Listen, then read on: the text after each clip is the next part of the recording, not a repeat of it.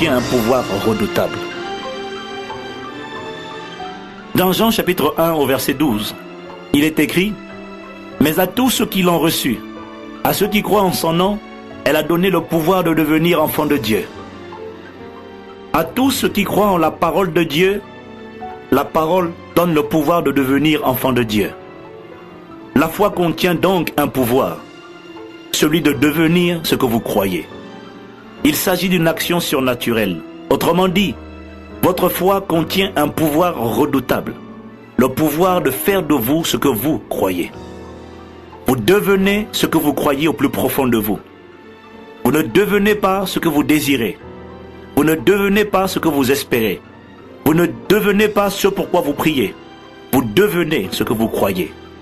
La foi contient le pouvoir de devenir.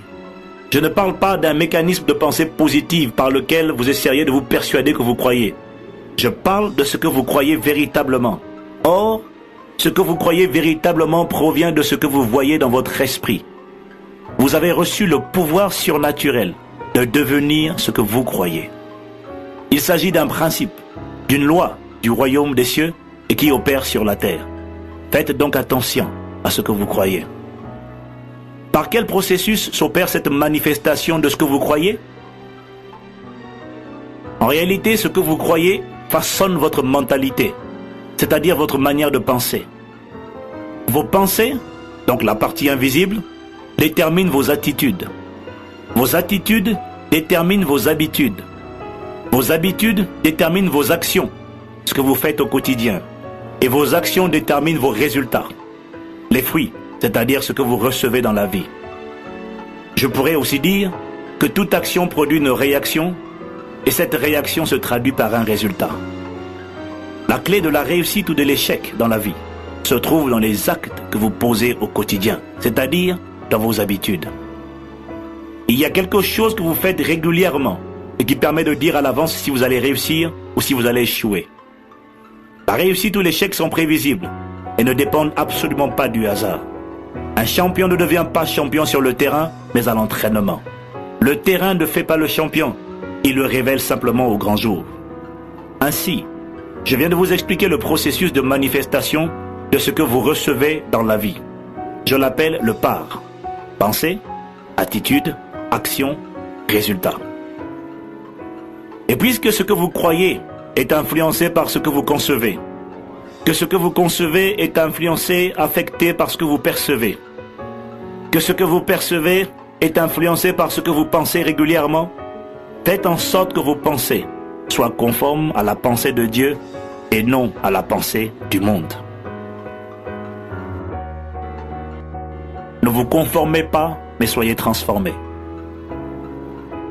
L'apôtre Paul écrit dans Romains chapitre 12 au verset 2 « Ne vous conformez pas au siècle présent, mais soyez transformés par le renouvellement de l'intelligence, afin que vous discerniez quelle est la volonté de Dieu, ce qui est bon, agréable et parfait. » La version du Semeur 2000 dit « Ne vous laissez pas modeler par le monde actuel, mais laissez-vous transformer par le renouvellement de votre pensée pour pouvoir discerner la volonté de Dieu, ce qui est bon, ce qui lui plaît, ce qui est parfait. » Deux mots importants sont mentionnés par Paul dans ce passage.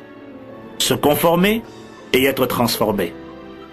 Le dénominateur commun à ces deux mots est le mot forme. Se conformer veut dire prendre la forme de. Le mot con provient du latin cum, qui veut dire à l'intérieur ou au-dedans. Se conformer signifie donc être à l'intérieur d'une forme donnée ou d'un modèle déterminé. Ou encore, agir et réagir en accord avec les standards, attitudes et pratiques qui existent ou qui prévalent.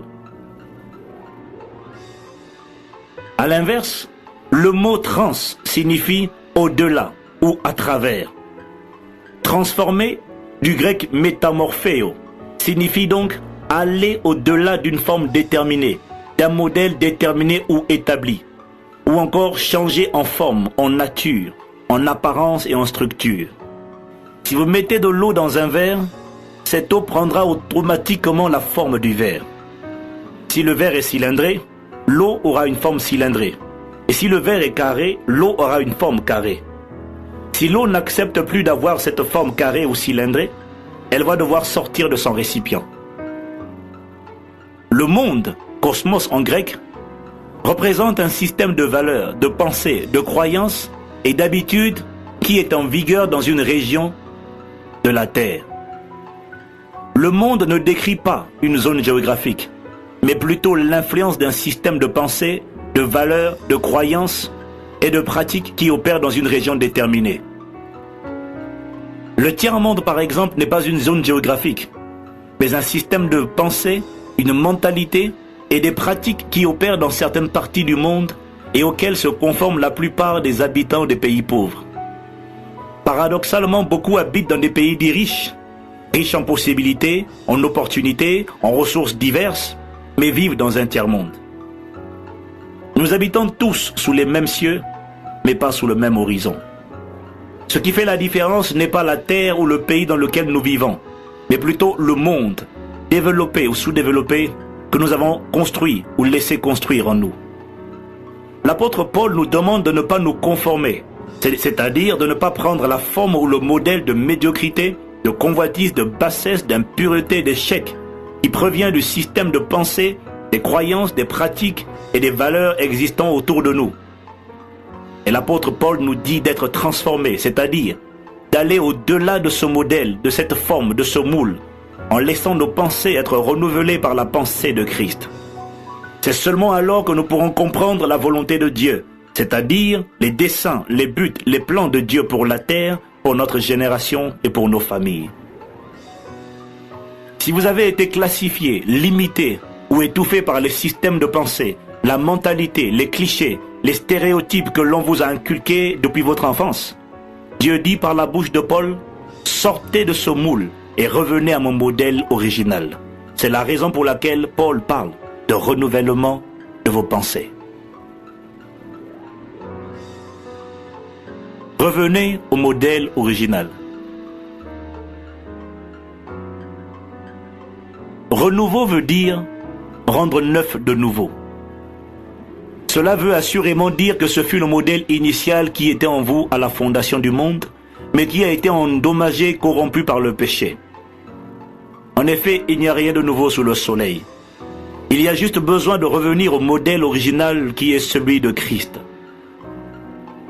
Jésus-Christ est le modèle parfait de l'être humain que Dieu avait à l'esprit lorsqu'il créa l'homme à son image selon sa ressemblance. Jésus est ce que Adam n'a pas pu être. Voilà pourquoi, dans 1 Corinthiens 15, 45, il est appelé le dernier Adam. Il est le moule dans lequel nous voulons être coulés pour devenir conformes à lui. Rejeté par les hommes, il ne s'est jamais rejeté lui-même, car il savait qui il était. Il n'avait pas besoin de la validation des hommes de son époque. Il est le modèle parfait d'amour, d'intégrité, de sainteté, de pureté, d'excellence, de puissance, de force, de sagesse, d'abondance, de paix, de domination et de souveraineté. Il a manifesté la domination sur toute la création, la tempête, les esprits mauvais, la végétation, les animaux et même sur la mort, puisqu'il est ressuscité. Il n'a jamais manqué de rien. Sa mentalité, ses valeurs, ses habitudes et ses œuvres, c'est-à-dire ses actions, sont celles que chacun de nous désire imiter et pratiquer afin de vivre sur terre une vie accomplie et épanouie. Le défi est que pour devenir conforme à lui, vous devez être transformé en ramenant vos pensées à leur état d'origine, c'est-à-dire en pensant comme Dieu pense, en voyant comme Dieu voit, en vivant comme Dieu a vécu sur terre par Christ. Vous ne pouvez pas devenir la personne que vous devez être tant que vous ne serez pas libéré de tous ces traumatismes émotionnels du passé, de ces limitations et classifications plantées en vous par le monde dans lequel vous vivez. C'est-à-dire, je répète, le système constitué par la mentalité, les principes, les habitudes et les valeurs qui sont les standards dans votre zone géographique.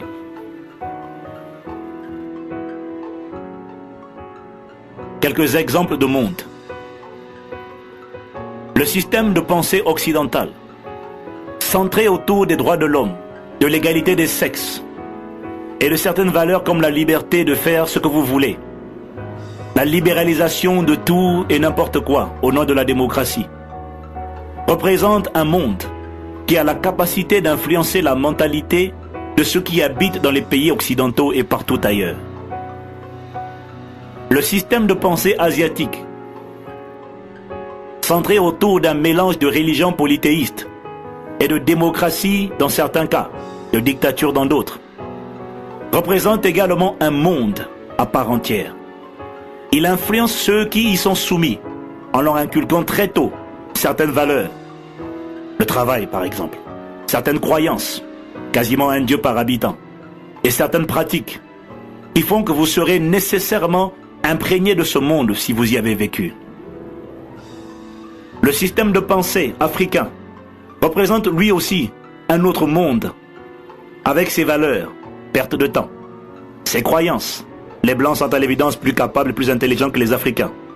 Ses pratiques, paresse, nonchalance, et sa mentalité, médiocrité, division et absence de vision à long terme. Cependant, remarquez qu'il est écrit en Romains 12, verset 2. « Ne vous laissez pas modeler par le modèle actuel dans lequel vous vivez, mais laissez-vous transformer par le renouvellement de votre pensée. » Ce que Paul essaie de dire, c'est que ce n'est pas le monde qui vous a créé, c'est Dieu. Dieu vous a placé dans le monde dans lequel vous êtes, mais vous n'êtes pas de ce monde-là. Vous êtes d'en haut, c'est-à-dire citoyen du royaume des cieux. Vous avez été créé à l'image de Dieu. Vous êtes exactement comme lui. Revenez donc à l'image du Créateur et quittez le modèle conçu pour vous par la créature. Vous êtes ce que le Créateur dit que vous êtes. Vous pouvez faire ce que le Créateur dit que vous pouvez faire. Vous possédez ce que le Créateur dit que vous possédez.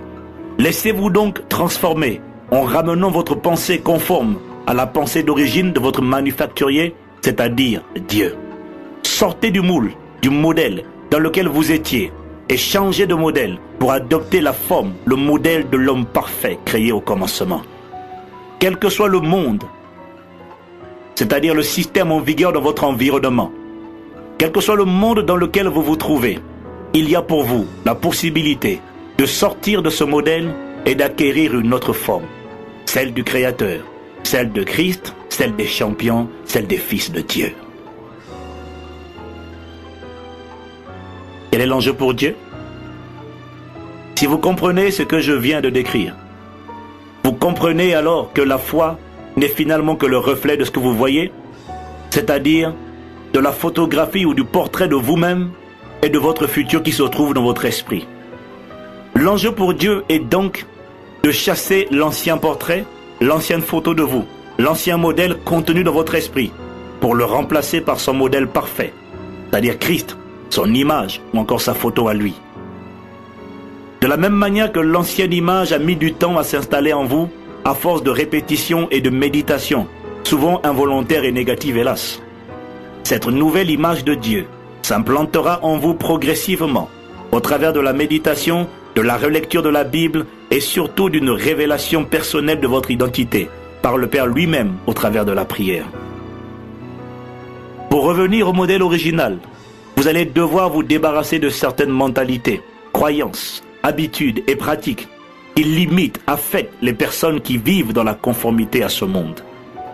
Les personnes qui s'épanouissent et qui libèrent leur potentiel présentent toutes les mêmes caractéristiques. Pour y arriver, vous allez vous aussi devoir, premièrement, vous débarrasser des sentiments et émotions négatives qui maintiennent la plupart des gens au sol. Sentiments de rejet, d'échec, de culpabilité, la peur, le manque de pardon, etc.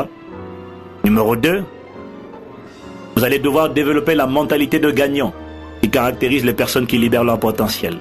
Point numéro 3, vous allez devoir comprendre et appliquer les principes universels d'impact et de leadership qui vous permettront de découvrir et d'accomplir ce que Dieu vous appelle à réaliser sur terre et de faire ainsi la différence dans votre environnement pour la gloire de Dieu.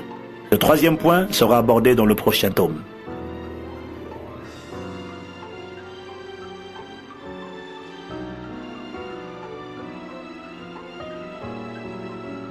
Maintenant, ça suffit, il faut que ça change. Par Ivan Castano. Deuxième partie. Débarrassez-vous des émotions et des sentiments négatifs qui vous maintiennent au sol. Chapitre 4. Vaincre la peur.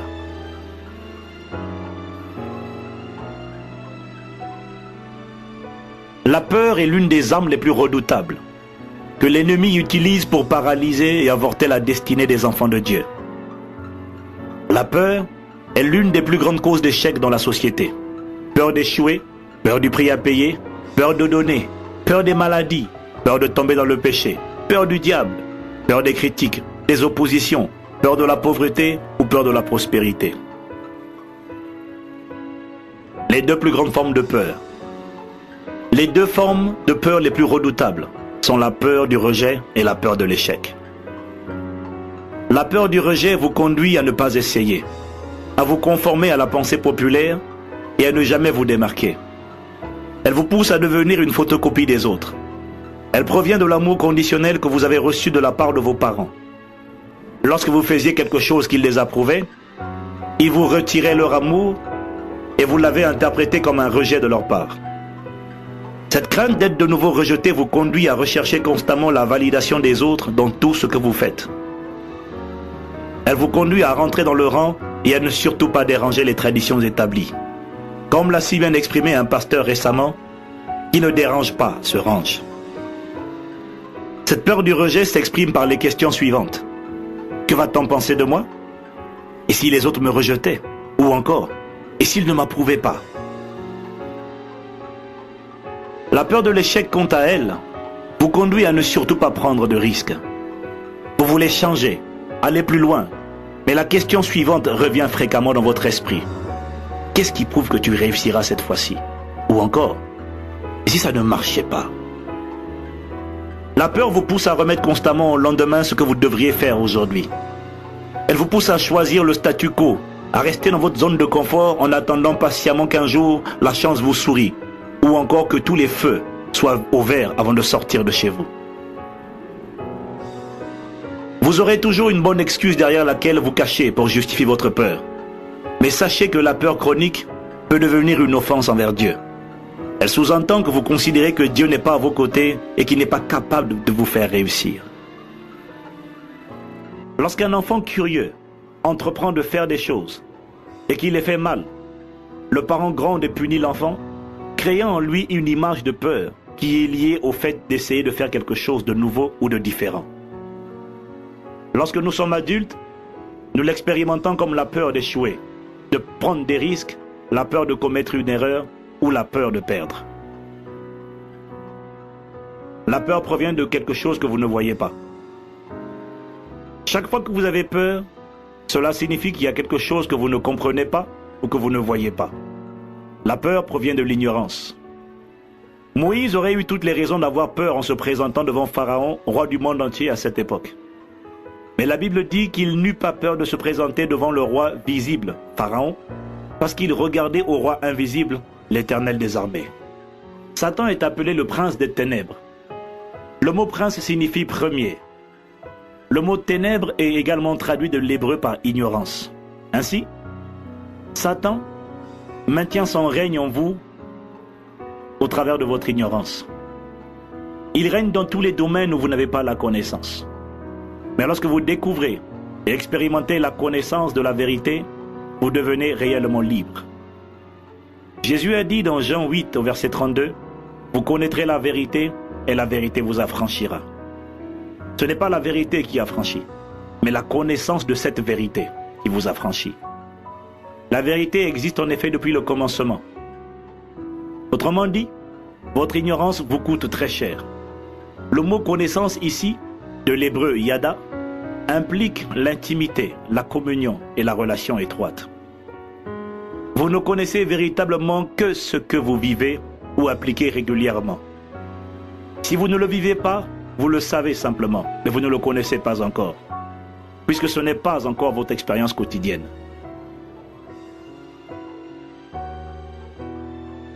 8 étapes pour être libéré de la peur.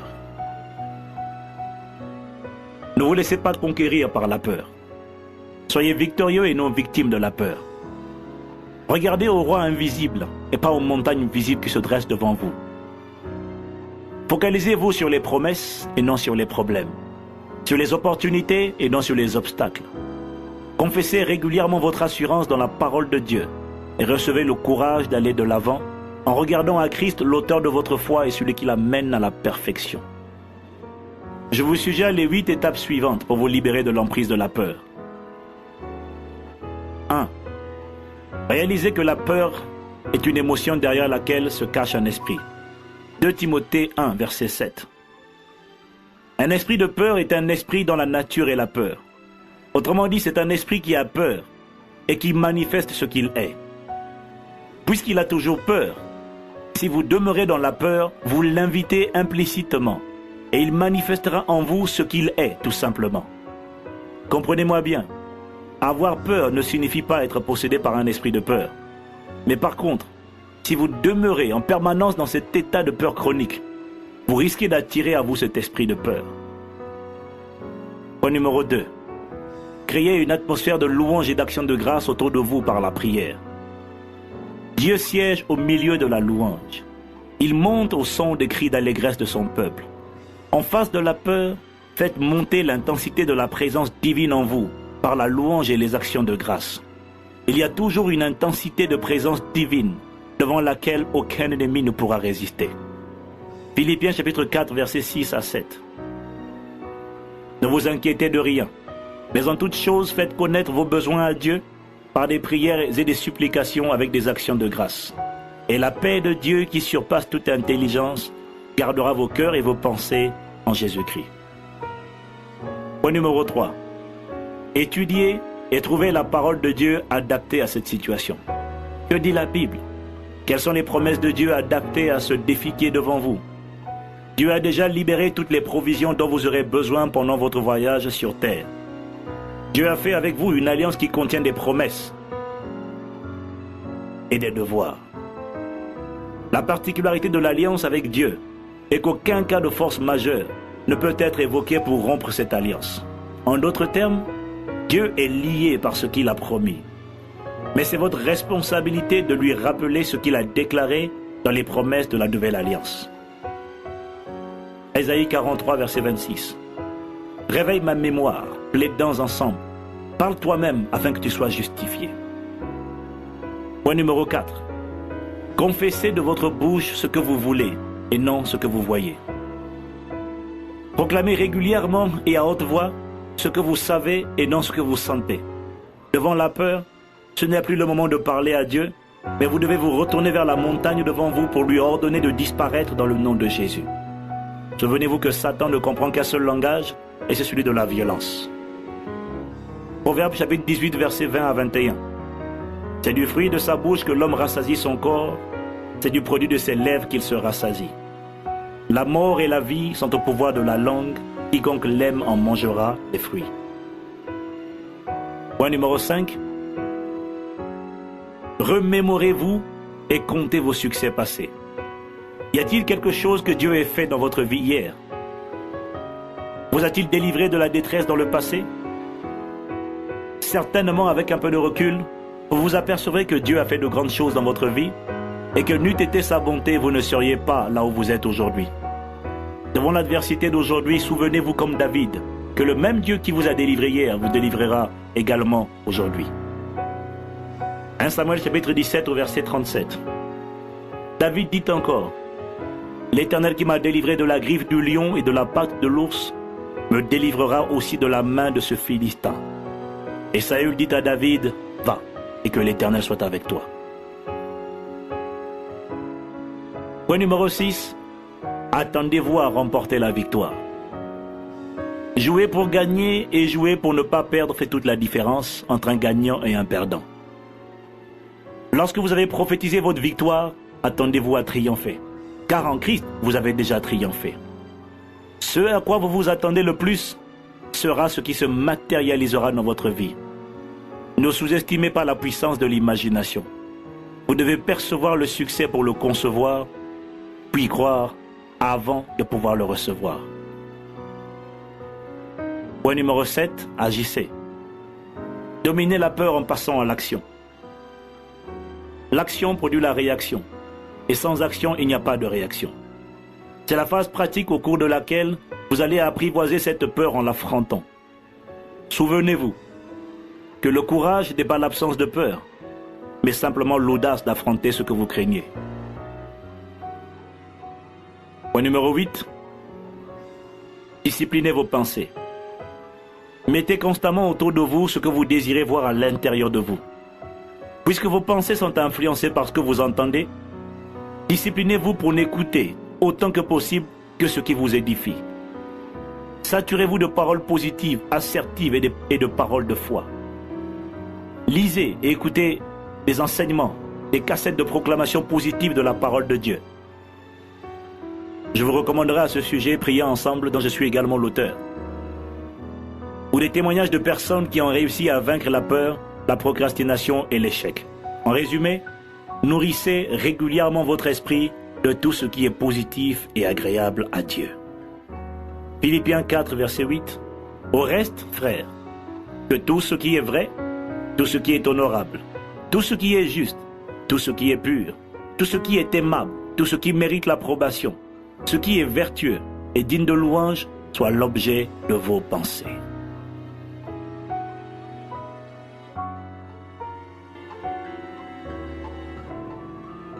Chapitre 5.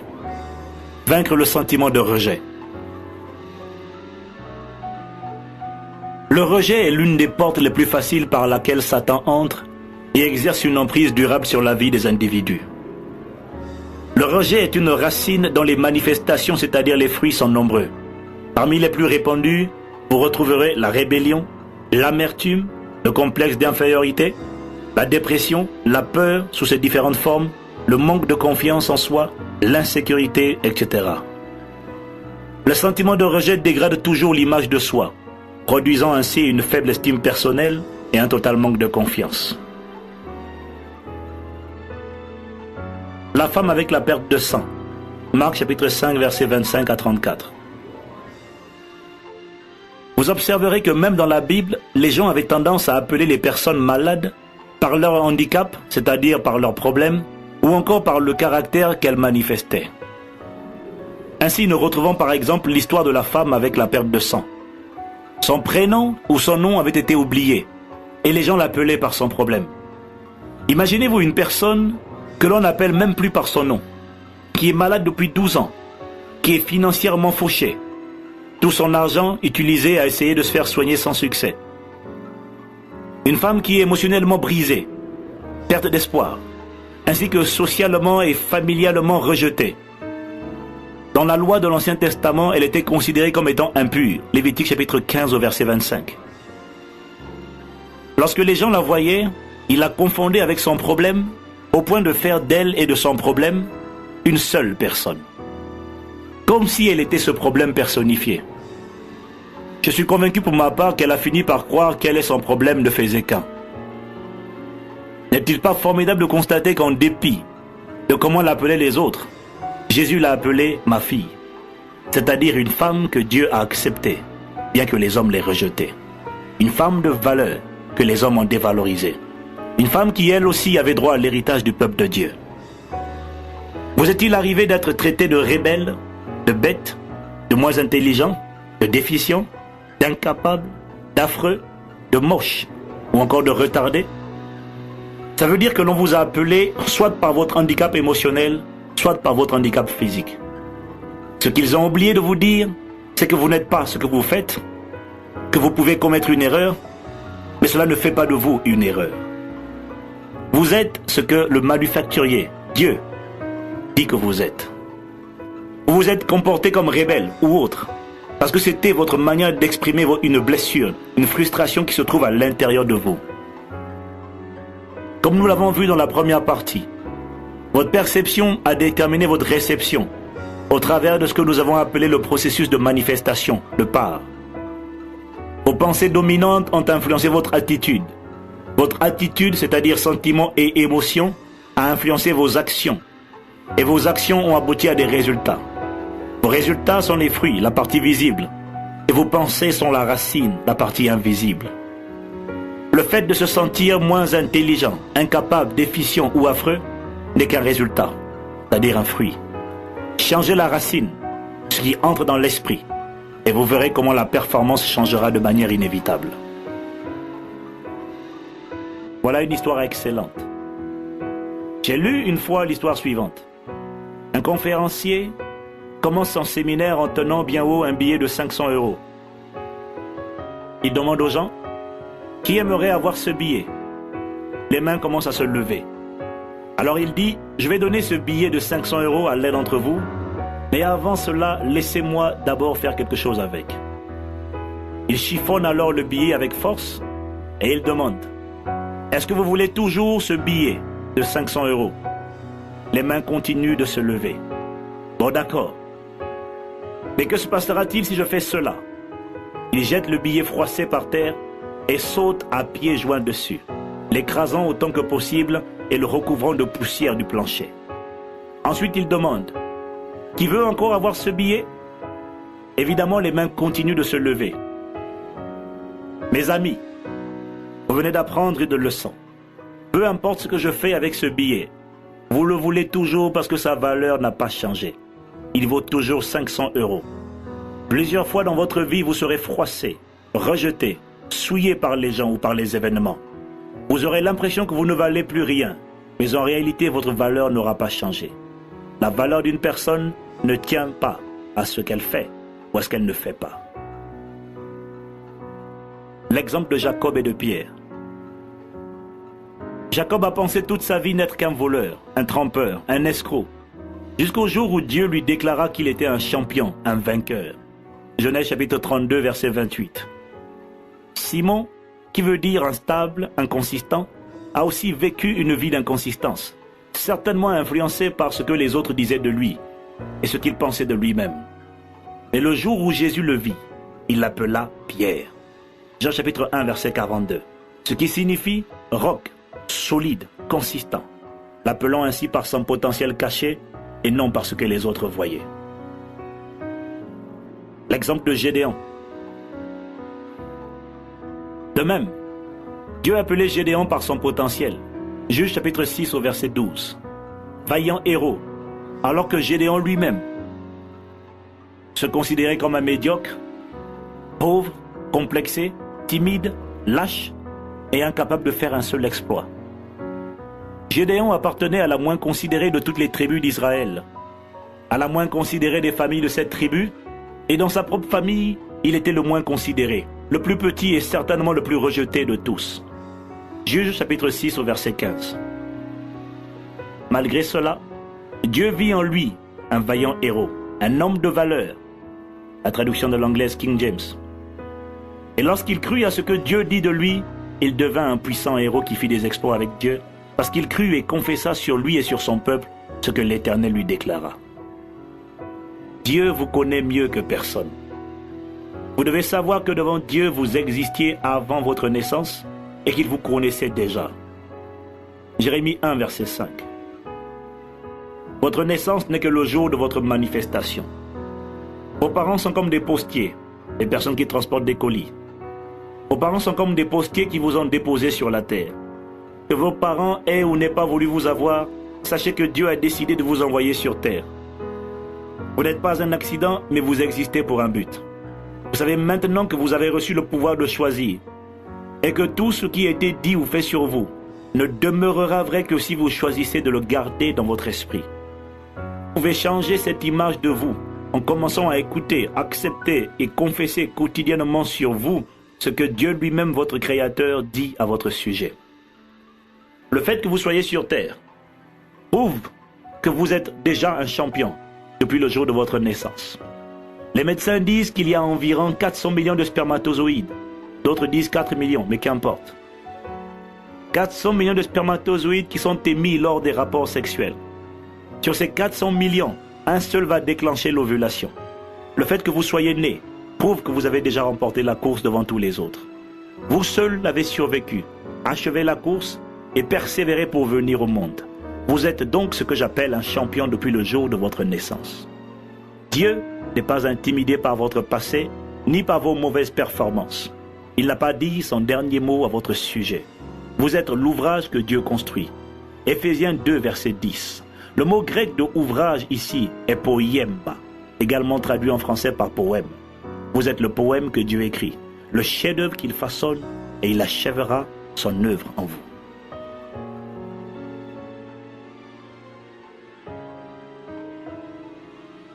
Mes à la parole de l'Éternel, ils se sont levés, ont accepté d'avoir d'eux-mêmes l'image que Dieu avait d'eux, et ils ont accompli des exploits en laissant leur nom dans l'histoire.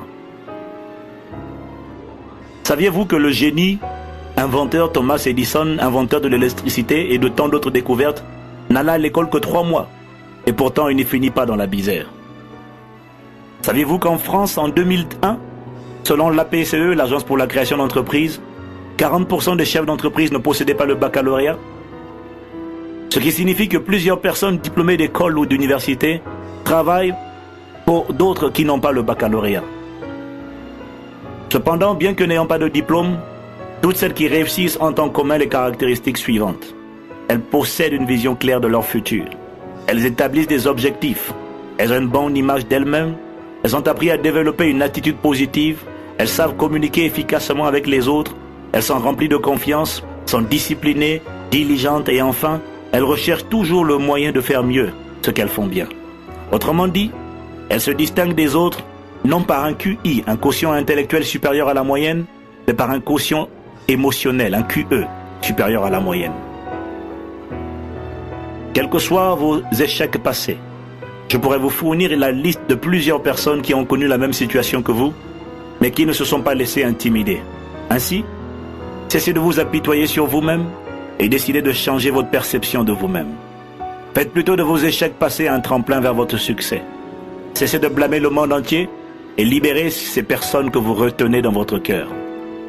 Retenez bien ceci, personne à l'exception de vous-même ne peut vous empêcher de devenir la personne que vous devriez être.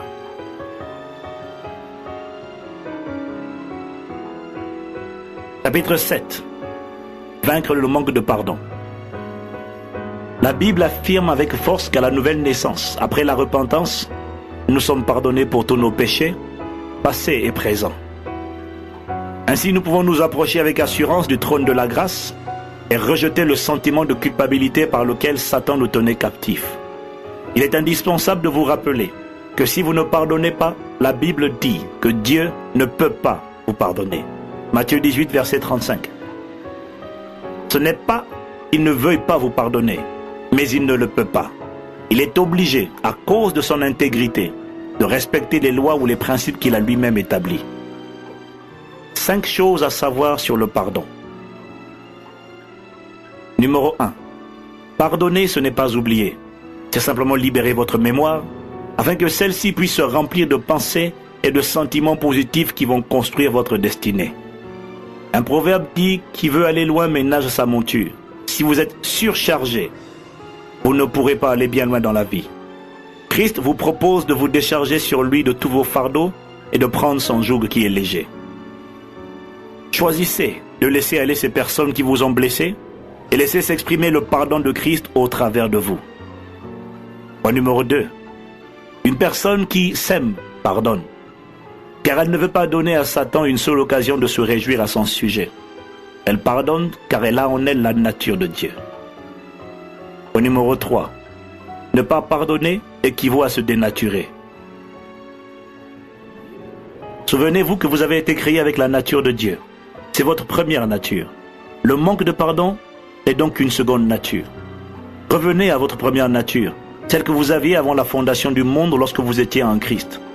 La vraie vous pardonne naturellement. Laissez-la simplement se manifester. Pardonnez, car vous êtes l'image de Dieu. Pardonnez-vous vous-même d'abord, puis pardonnez aux autres ensuite. Point numéro 4. Pardonner n'est pas une question de sentiment ou d'émotion. Vous ne pardonnez pas parce que vous le sentez. Vous pardonnez parce que vous avez décidé de pardonner.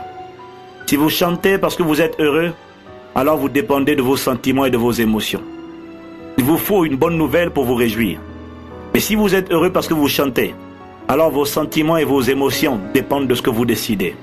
Dans ce cas, vous contrôlez vos émotions et les dirigez dans le sens de votre édification personnelle. C'est cela l'attitude des vainqueurs. David exprimait la même attitude lorsqu'il disait « Mon âme, bénis l'Éternel ». Psaume 103, verset 1. Il ne laissait pas le choix à son âme, car il savait que l'âme, qui est le siège des émotions, de la pensée, des sentiments et de la volonté, fonctionne comme les vagues de la mer. Il ne pouvait pas laisser son âme déterminer le niveau de son engagement et de sa consécration envers Dieu. Décidez de pardonner en l'ordonnant à votre âme, car c'est elle qui a été marquée. N'attendez pas de le sentir. Ordonnez-le et vous le sentirez plus tard. C'est une question d'attitude. Point numéro 5. Pardonner requiert de marcher par la foi. Paul l'écrit dans Romains 6, verset 11. Ainsi, regardez-vous comme étant morts au péché et comme étant vivants pour Dieu en Jésus-Christ.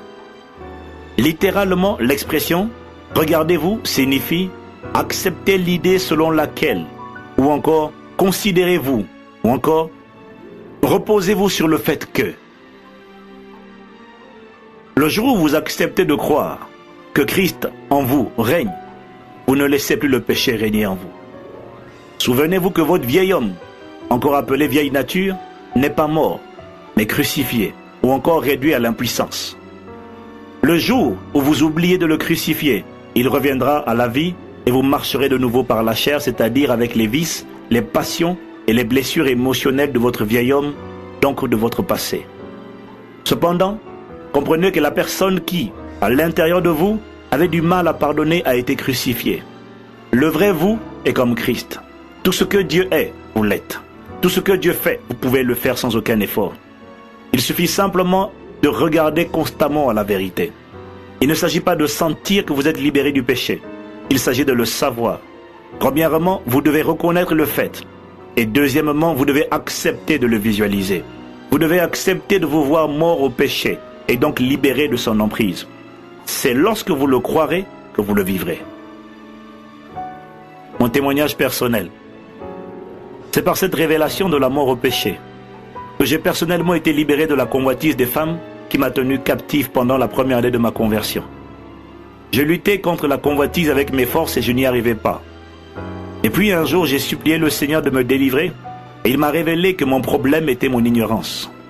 Il m'a expliqué qu'il y avait deux natures à l'intérieur de moi, ma vieille nature et ma nouvelle nature. Le vieil homme ou encore la vieille nature était crucifié. Mais je luttais contre ses passions parce que je considérais qu'il était vivant en moi, puisque je sentais en moi ses vices et ses passions impures. Et puis un jour, j'ai fini par comprendre et accepter le fait que ce vieil homme qui me faisait pécher était mort, et qu'il agissait en moi parce que je le croyais vivant. Au moment où j'ai accepté le fait que la convoitise ne pouvait plus régner en moi, j'ai cessé d'être tourmenté. Dès que la victoire a été remportée à l'intérieur, elle est devenue visible à l'extérieur. Résultat, Dieu m'a préservé de l'immoralité sexuelle depuis ma conversion jusqu'à mon mariage en 1999. Je partage ce témoignage avec vous simplement pour appuyer le fait que le processus est le même pour être libéré de toute forme de péché. Vous devez d'abord comprendre ou encore savoir, puis accepter de voir cette photographie de vous-même, libéré du manque de pardon. Ça, c'est la perception. Cette perception influencera ce que vous concevrez. Et ce que vous concevrez influencera ce que vous croyez, et ce dernier déterminera ce que vous recevrez au quotidien. Le vrai géant à l'intérieur de vous est bien trop puissant, trop aimant, trop saint, trop à l'image de Dieu pour être retenu captif dans les filets des pensées impures. Oui, votre vieil homme pourrait vivre esclave de l'impureté. Vous, certainement pas. Vous êtes un vainqueur, un champion, et vous ne pouvez pas laisser votre pire ennemi Satan se réjouir de la sorte à votre sujet. Alors relevez la tête et dominez sur le péché au nom de Jésus. Maintenant, ça suffit, il faut que ça change. Par Ivan Castanou, troisième partie. Développer une mentalité de gagnant.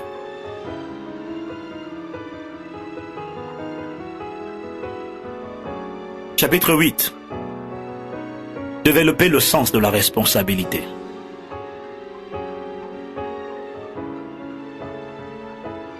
Une des différences fondamentales entre les personnes qui échouent et celles qui réussissent est que celles qui réussissent ont appris à assumer la responsabilité de leur destinée.